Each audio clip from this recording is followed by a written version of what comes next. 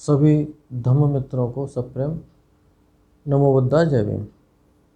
महासंयुक्त में तीसरे वर्ग में चौथा जो सूत्र है, सत्वसान सुत्त, यानी कि मार द्वारा 7 साल पीछा किया जाना।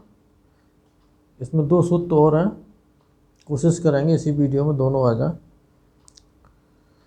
मित्रों, वीडियो ये धर्म की बातें रुचिकर तो नहीं होती हैं, ठीक है ना।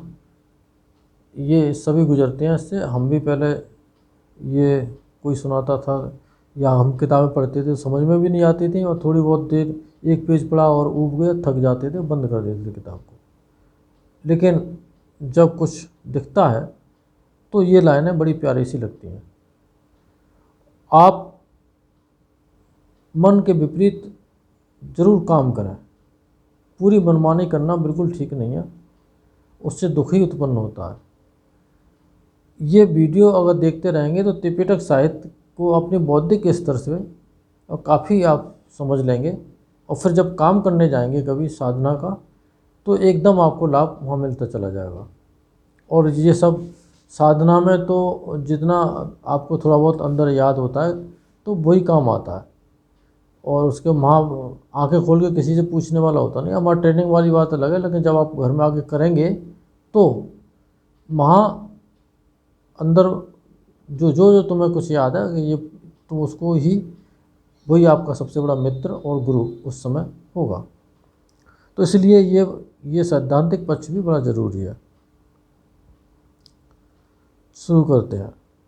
ऐसा मैंने सुना, एक समय भगवान उर्वेला में निरंजना नदी के तीर पर अजपाल निग्रोध के नीचे विहार करते थे। उस समय पापी मास 7 साल से भगवान का पीछा कर रहा था, उनमें कोई दोष निकालने की इच्छा से, किंतु उसे कभी कोई दोष नहीं मिला। असंख्य कल्पों से जो बोधिसत्व का जीवन जीते चले आए, दूसरों के लिए हित और सुख पे सभी पारमिताओं को पूरा करने के लिए, सबके लाभ के लिए, सबके भले के लिए उन्होंने असंख्य जन्म लिए बोधिसत्व के रूप में। तो धीरे धीरे करके और वो दोष रहित हो गए थे। सिर्फ आखिरी जन्म सिद्धार्थ के रूप में, बोधिसत्व सिद्धार्थ के रूप में थे, वो निर्दोषी थे उस समय। और फिर जब अनंत हो जाते हैं तो फिर कुछ नहीं बचता, सारे दोष मुक्त खत्म हो जाते हैं। तब पापी मार जहाँ भगवान थे वहाँ आया और भगवान से कहा था, बोला, बड़ा चिंतित सा हो, वन में ध्यान करते हो, क्या तुम्हारा धन नष्ट हो गया है जिसकी फिक्र कर रहे हो? क्या गांव में तुमने कोई उत्पात किया है कि जिससे लोगों को अपनी भेंट भी नहीं देते? क्या तुम्हें किसी से भी यारी नहीं होती? भगवान ने बोला, शोक के सारे मूल को उखाड़, बिना उत्पात किए चिंता रहित हो ध्यान करता हूँ, जीवन के सभी लोभ और लालच को काट, हे अप्रमत्त लोगों के मित्र, आजीव रहित हो ध्यान करता हूँ। मार कहता है, जिसे कहते हैं यह मेरा है, जो कहते हैं यह मेरा है, यहाँ यदि तुम्हारा मन लगा है तो श्रमण, मुझसे तेरा छुटकारा नहीं, जो मन उसका है। भगवान कहते हैं, जिसे लोग कहते हैं कि वह मेरा है, जो कहते हैं कि वह मैं नहीं हूँ, जिसे लोग कहते हैं वह मेरा नहीं है, और जो लोग कहते हैं कि मैं नहीं हूँ, मेरा नहीं है। रे पापी, ऐसा जान, मेरे मार्ग को भी तू नहीं देख सकेगा, आर्य अष्टांगिक मार्ग को भी नहीं देख सकेगा। तो मार्ग कहता है, यदि तुम्हें मार्ग का पता लग गया है, क्षेम और अजर पद गामी, तो उस पर अकेला ही जाओ, दूसरों को क्यों सिखाते हो? तो बात तो वही है ना कि उन्होंने तो उसको मार्ग को हरा दिया, परास्त कर दिया, और उसके बाद वो सम्यक संबुद्ध हो गए। अब तुम जाओ, दूसरों को क्यों सिखाते हो? तो सबसे बड़ी चिंता है कि ये दूसरों को भी अपने जैसा बना करके, यानी कि उन अवस्थाओं पर ले जा करके मेरा परिवार कम कर देगा, या मैं जिस पर शासन कर रहा हूँ वो शासन खत्म हो जाएगा। मान लो कि किसी राजा के राज्य में सारी प्रजा मर जाए तो राजा किस पर राज करेगा? कोई प्रधानमंत्री किस पर राज करेगा? जब नीचे की सारी प्रजा खत्म हो जाए तो वो भी मर जाएगा। तो इस तरह से ऐसा समझना चाहिए। भगवान कहते हैं, लोग पूछते हैं कि मृत्यु के राज्य का पार कहाँ है। जो उस पार जाने को इच्छुक हैं उनसे पूछा जाकर मैं बताता हूँ कि उपाधियों का बिल्कुल अंत कहाँ है। यानी कि उसका उत्तर वो देते हैं कि जहाँ उपाधि यानी कुछ भी शेष न रहे वो कहाँ है। मार कहते हैं, बनते किसी गांव या कस्बे के पास ही एक बावली हो, पुष्करणी, तालाब, जिसमें एक केकड़ा रहता हो, तब कुछ लड़के या लड़कियां उस गांव या कस्बे से निकल कर उसकी बावली के पास आएँ, जाकर उस केकड़े को पानी से निकाल ज़मीन पर रख दें। वह केकड़ा जिधर पैर मोड़े उधर से ही उसे लड़के या लड़कियां लकड़ी या पत्थर मार से पीटें और जिसके अंग प्रत्यंग को छोड़ दें, और तब ऐसा वह केकड़ा फिर भी पानी में बैठने से लाचार हो जाए, यानी कि पानी में नहीं तैर पाए। बनते ठीक है, बनते वैसे ही जो मेरे अच्छे बड़े पुष्ट अंग थे सभी को भगवान ने तोड़ दिया, मरोड़ दिया, नष्ट कर दिया। बनते अब मैं भगवान में दोष निकालने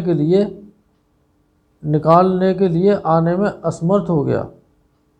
तब पापी मार भगवान के सामने यह सम्मुख यह करुणापूर्ण गाथा बोला। चर्बी जैसे उजले पत्थर को देख कौवा झपट्टा मारा। यह कुछ कोमल चीज़ होगी, बड़ी स्वाद वाली होगी। वहाँ कोई स्वाद न पा कौवा उड़ गया। पत्थर पर झपटने वाले कौवे जैसा गौतम को छोड़ मैं भाग जाऊं। तब पापी मार भगवान के सम्मुख एक करुणापूर्ण गाथा कहे वहाँ से हटकर भगवान के पास ही ज़मीन पर पालती मार बैठ गया, चुप हो गया, गूंगा रह गया, कंधा गिरा, वह ज़मीन को तिनके से खोदने लगा।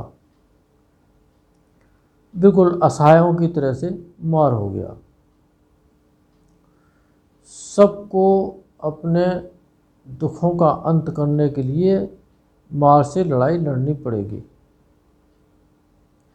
जब तक आपको अपने दुखों का बोध नहीं होता है, जब तक आपको ये जानकारी नहीं होती है कि आप दुखी हैं, दुखी होने के बाद भी आपको ये लगता है कि हम सुखी हैं, दूसरों को दुखी देख कर के तुलना करते हैं कि उससे हम बहुत अच्छे हैं, हम ज़्यादा सुखी हैं, तो इस तरह का सोचना और ये गलत है। ऊपर वाले को देख कर के सोचो ना कि सेठ लोगों के पास कितना पैसा, हमारे पास क्यों नहीं है, तब दुख का बोध होगा ना।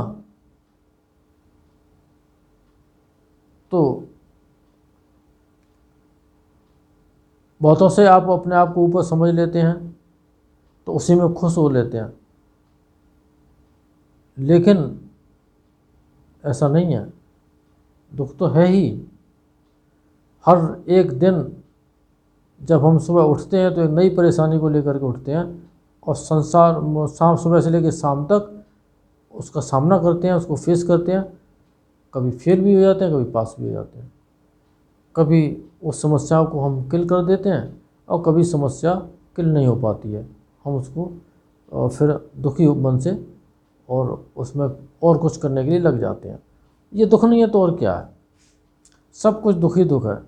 सुबह से लेकर शाम तक दवाइयों का भसकना, भूख प्यास, उसकी डांट, उसकी फटकार, काम के लिए जाएंगे तो कोई काम के लिए भी बोलेगा, और जब काम नहीं करेंगे और कोई बोलेगा तो ये नहीं सोचेंगे कि हम काम नहीं कर रहे हैं इसलिए बोला जा रहा है, ये सोचेंगे कि बोला क्यों। तो इस बात का दुख है। अरे दुख ही दुख है, आप पहचानो तो सही अपने आप को। जब आपको ये पता चल जाए कि आप दुखी हैं, तब ये आपके लिए ये रास्ता खुलेंगे और फिर आपको कल्याण शुरू हो जाएगा।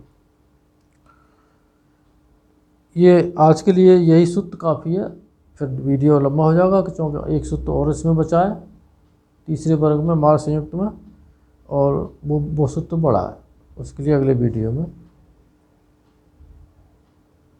आज के इस धम्मवाणी से, उसके महाप्रताप से आप सबका भला हो, मंगल हो, कल्याण हो, संसार के सारे प्राणी सुखी हों। साधु साधु साधु।